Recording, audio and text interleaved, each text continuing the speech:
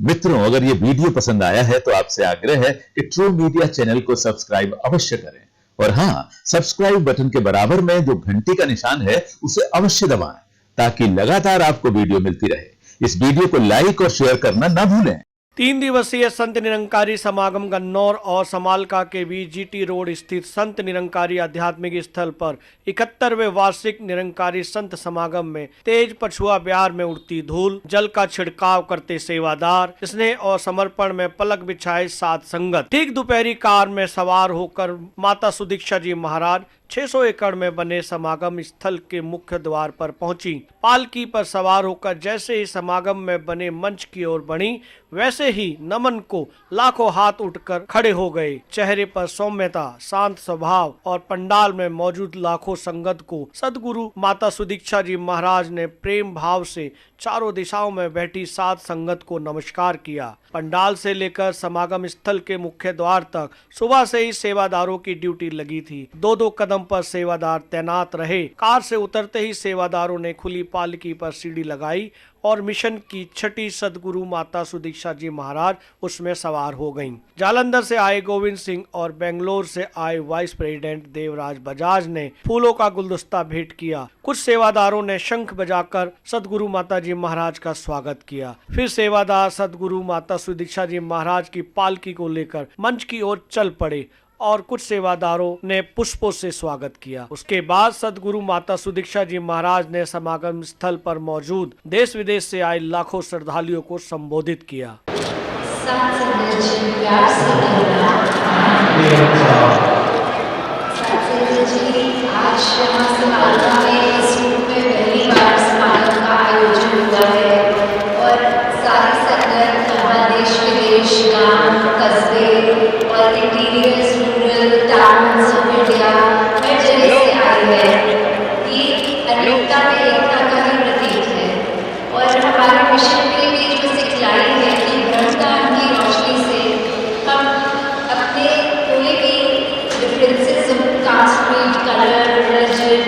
Gender इत्यादि उसको ना देखते हुए सभी के जो इंसानों में निरंकार का अंश है वो एक प्रकार से ही उपजा है और हम सब उसी में ही आपस में देखकर इसीलिए एक दूसरे से प्यार कर सकते हैं, क्योंकि हम जानते हैं कि किस तरह एक ही पिता की संतान होने के कारण हम सब में आपसी प्यार है। ये उद्देश्य मिशन का सिर्फ मिशन के अंदर के लिए नहीं है, दुनिया के लिए भी है कि किस तरह दुनिया में भी जो अपनी दिनचर्या में रहते हैं तो कैसे यही चीज़ बाहर भी इम्प्लीमेंट हो सके अपनी लाइफ में। और जिस तरह आप सबने अभी देखा कि जो रिस्पॉन्सिबिलिटीज़ हैं, सोशल रिस्पॉन्सिबिलिटीज़ हैं मिशन की, वो हमने पिछले दिनों में चाहे तो 70,000 ट्रीज को प्लांट करके जो मिशन का चैरिटेबल विंग है, संत निरंकारी चैरिटेबल फाउंडेशन, या फिर मिशन का जो सोशल वेलफेयर विंग है, इन्होंने बहुत ही सुंदरता से अपनी रिस्पॉन्सिबिलिटीज़ केरला में भी रिहैबिलिटेशन में लगाई और इधर भी दिल्ली में ट्री प्लांटेशन के रूप में समाज में। और साथ संगत जी, जिस तरह हमने ये भी देखा कि पिछले दिनों सत्संग भवन में अमृतसर के जो एक दुखद घटना घटी, वहाँ मानवता का लॉस भी हुआ जहाँ जानवरों में और इंजरीज भी आई मनुष्यों को। निरंकार सब पे कृपा करे कि जिस तरह शुक्राने में सर्वत के भले की कामना करते हुए कि निरंकार कृपा उन पर पूरी रखे कि आगे से आगे वो भी जल्दी से स्वस्थ होके और सेवाओं में आ सके। काफ़ी उनमें से परिवार ऑलरेडी समागम में इधर पहुँच भी गए हैं अपनी इंजरीज के बावजूद, और निरंकार ऐसे ही सब पे कृपा करे कि पूरे सर्वत की भले की कामना से ही ये संसार आगे बढ़ पाए। साथ संगत जी, प्यार से कहना। देखिए, सबसे बड़ा जो नई बात है वो ये है कि 70 साल तक ये समागम दिल्ली में होते रहे और आज ये पहली बार दिल्ली से थोड़ा हट के हरियाणा में जीटी रोड पर गन्नौर और समालखा के बीच में, जहां हमने अपना संत निरंकारी आध्यात्मिक स्थल बना रहे हम, तो यहाँ ये समागम हो रहा है। दिल्ली में 70 वर्ष तक पहले ईदगाह में शुरू हुआ, ईदगाह रोड पर 200-400 की हाज़िरी होगी।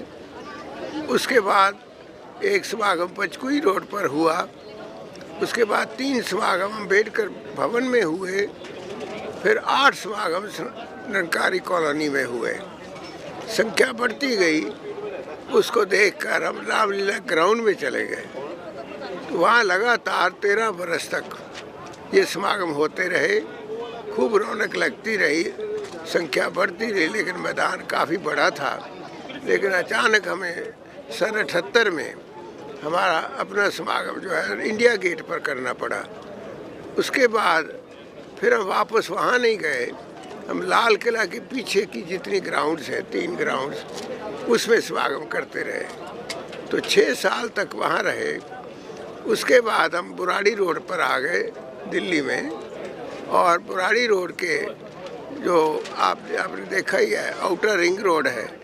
पहले 3 समागम हमारे रिंग रोड के दूसरी साइड में हुए, जिसको अपने दिल्ली की ट्रांसपोर्ट अथॉरिटी का मैदान था, वो बड़ा लंबा चौड़ा, वहाँ हम करते रहे।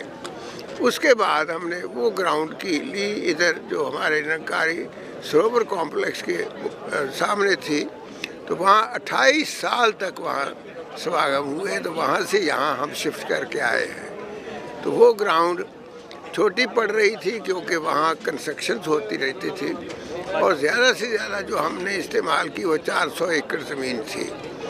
तो लेकिन बाबा जी, हमारे निरंकारी बाबा हरदेव सिंह जी महाराज ने बहुत पहले सोच लिया था कि हमें एक ना एक दिन यहाँ से भी शिफ्ट करना पड़ेगा, कोई बड़ा मैदान देखना पड़ेगा, हो सके तो अपना करें हम।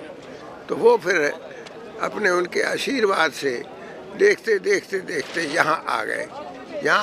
ज़मीन अच्छी थी, लेकिन कुछ किसी मालिक के पास थी, कुछ किसी के था।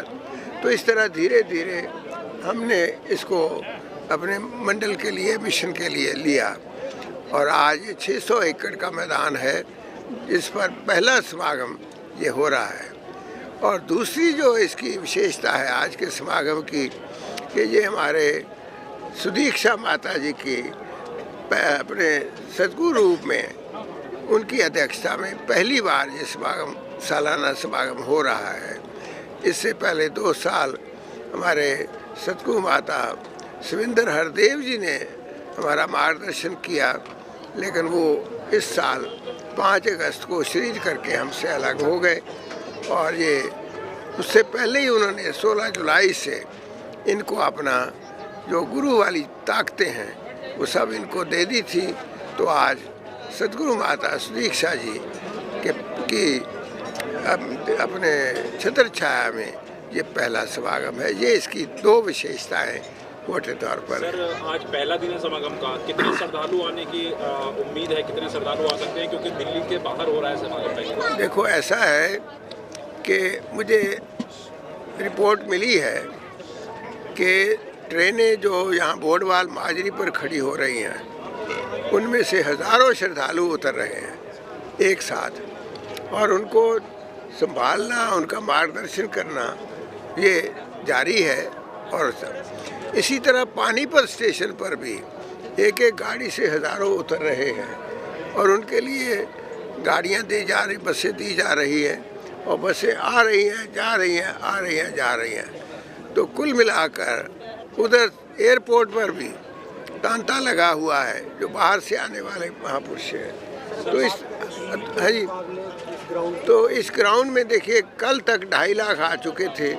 आज हमारा अंदाजा है कि 3.5 लाख, पौने 4 लाख तक भी आ सकते हैं। सर, सुरक्षा के किस तरह के इंतजाम है आज?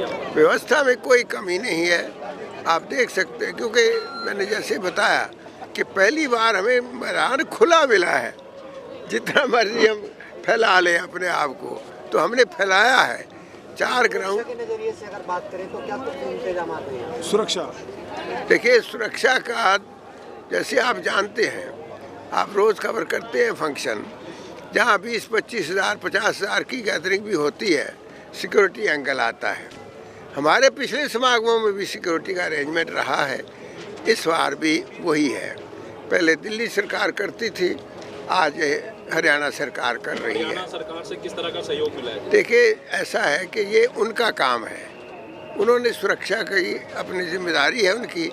वो कितने अफसर लगाएंगे, कितने जवान लगाएंगे, कितने पुलिस वाले लगाएंगे, ट्रैफिक वाले कितने होंगे, वो सब उनका काम है। हम उनको पूरा योगदान दे रहे हैं, असिस्ट कर रहे हैं। अंदर का बंदोबस्त हमारा अपना है और हमारा एक्सपीरियंस है, तजुर्बा है कि सिक्योरिटी एंगल से हमारे कोई स्टैम्पीड, कोई भीड़ भाड़ कभी नहीं देखी गई और कहीं भी कोई हलचल नहीं होती है। आके संगत में बैठते हैं या चलते फिरते भी हैं, एक दूसरे को पहल देने की भावना तो आपको मिलेगी। एक दूसरे के मुकाबले ये ग्राउंड कितना गुना बड़ा है? मैंने बताया कि दिल्ली में हमने ज़्यादा से ज़्यादा 400 एकड़ इस्तेमाल की, जहाँ हम आज पहली बार 600 एकड़ में बैठे हैं। दिव्यांग भक्तों के लिए क्या सुविधा की हुई है? ये भक्तों के लिए सारी सुविधाएं हैं। हैंडीकैप जो आएंगे, हैंडीकैप आएंगे।